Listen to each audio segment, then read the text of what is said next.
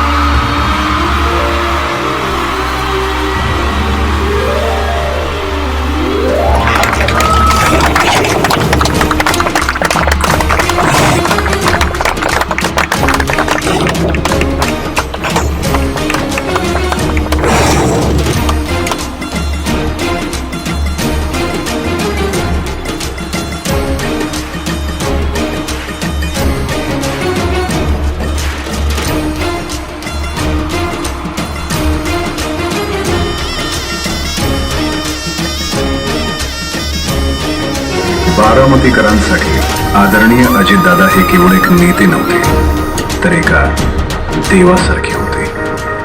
आणि म्हणूनच त्यांनी निर्माण केलेले हे भव्य उद्यान बारामतीकरांसाठी केवळ एक प्रकल्प नाही, तर ती एक देवराई आहे.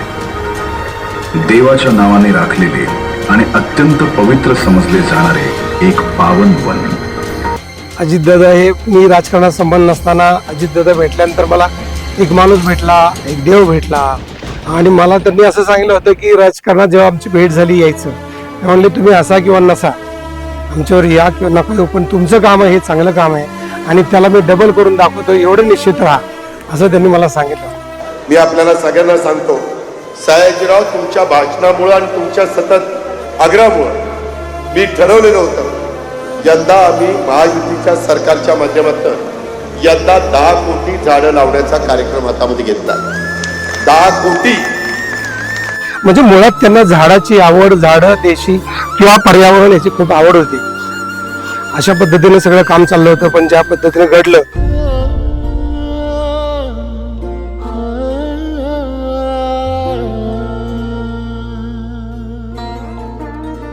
आज अजितदादा जरी आपल्यात नसले तरी सुद्धा त्यांनी दिलेला शब्द आणि त्यांचं हे स्वप्न पूर्ण करण्याची जबाबदारी आता आपल्या सगळ्यांची आहे.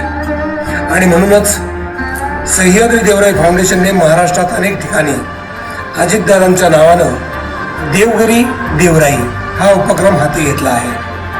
दादा हे विकास पुरुष तर होतेच, परंतु पुढच्या पिढीनं अजितदादा हा सावली देणारा माणूस आणि अजितदादांचा पक्ष हा सावली पेरणारा पक्ष म्हणून ओळखावा, हाच याच्या पाठीमागचा हेतू आहे. धन्यवाद.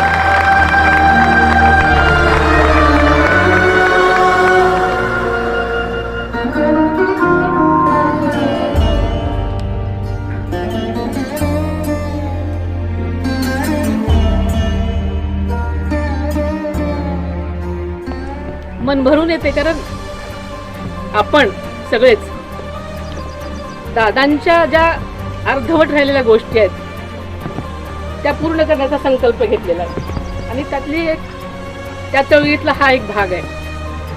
आणि म्हणूनच ह्याचं एक विशेष महत्त्व आहे.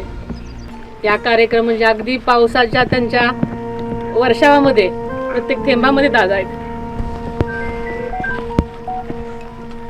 आणि अशा या दादांच्या आशीर्वादामध्ये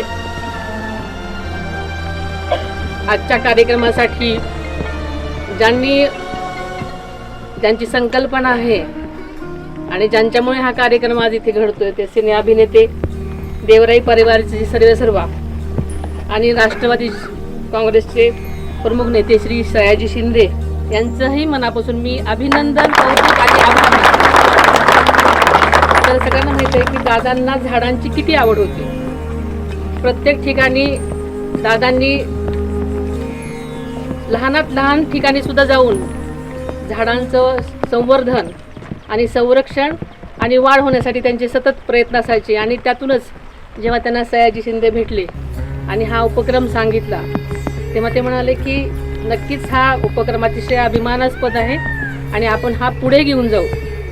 आम्ही सगळ्या लोकप्रतिनिधींना, आमदारांना सूचना केल्या होत्या की त्यांनी प्रत्येकाने आपापल्या मतदारसंघामध्ये काही ठराविक जागेवरती देवराई बनवावी, जेणेकरून कुठल्या ना कुठल्या निमित्ताने वृक्ष संवर्धन होईल. आणि म्हणूनच ही संकल्पना पुढे आली आणि कुठेतरी सुरुवात करायची होती आणि जे घडून ते झालं. आणि दादांच्या स्वप्नातली देवराई जी प्रत्येक ठिकाणी करायची होती तशीच राहून जाऊ नये त्यासाठी सयाजी शिंदे पुढे आले आणि त्यांनी सांगितलं की आपण हा उपक्रम सर्वत्र राबवूया. आणि त्यांना सांगितलं की आपण उशीर कशाला करायला पाहिजे, दादांचा वाढदिवस येतात त्या निमित्ताने सगळे प्रतिनिधी, लोकप्रतिनिधी अगदी ग्रामपंचायतपर्यंत सगळे आपापल्या ठिकाणी हे करू शकतात. त्यामुळे मग आम्ही हा कार्यक्रम लगेचच करायचं ठरवलं.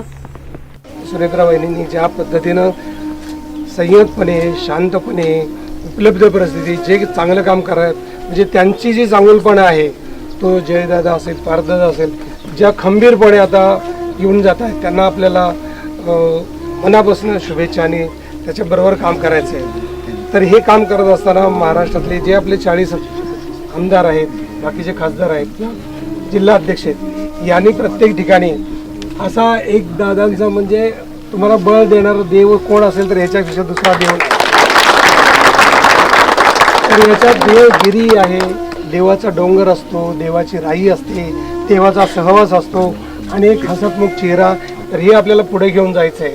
तर या निमित्तानं पुढच्या दरवर्षी दर आमदारांनी आपल्या कॉन्स्टिट्युन्सीमध्ये, फॉरेस्टमध्ये 2000 दरवर्षी झाडं लावली तर दादांचं म्हणणं होतं की हा सावली पेरणारा पक्ष आहे आणि दादा हा सावली देणारा माणूस आहे.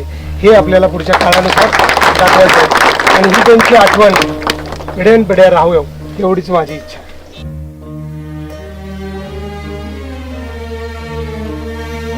सयाजीराव, तुमचं जे काही स्वप्न आहे किंवा तुम्ही आईला जे सांगितलेलं, आईला डोळ्यासमोर आणून तुम्ही जे काही एक संकल्प सोडलेला आहे तो संकल्प सोडण्याच्या करता आपला राष्ट्रवादी काँग्रेस पक्षाचा प्रत्येक कार्यकर्ता हा अतिशय जोमाने काम करेल. हा मोठ्या प्रमाणात तुमच्या माझ्या महाराष्ट्रामध्ये ग्रीनरी वाढवण्याचा देखील काम करेल अशा प्रकारचा विश्वास मी या निमित्तानं व्यक्त करतो. काम करत आलोय, काम करत राहू, काम करत आलोय, काम करत राहू, काम करत आलोय, काम करत राहू. जनसेवा जनकल्याण आपल्या दादाचा वारा, साथीनं साजरा करू हो महाराष्ट्र स्वाभिमानाचा. जनसेवा जनकल्याण आपल्या दादाचा वारा, साथीनं साजरा करू हो महाराष्ट्र. राष्ट्रवादी काँग्रेस पक्ष हा माणसांसाठी काम करणारा, तसाच मतदारांसाठी काम करणारा, तसाच मतदारांना आणि सगळ्या महाराष्ट्राला सावली देणारा पक्ष म्हणून ओळखला जावं एवढीच विनंती. धन्यवाद.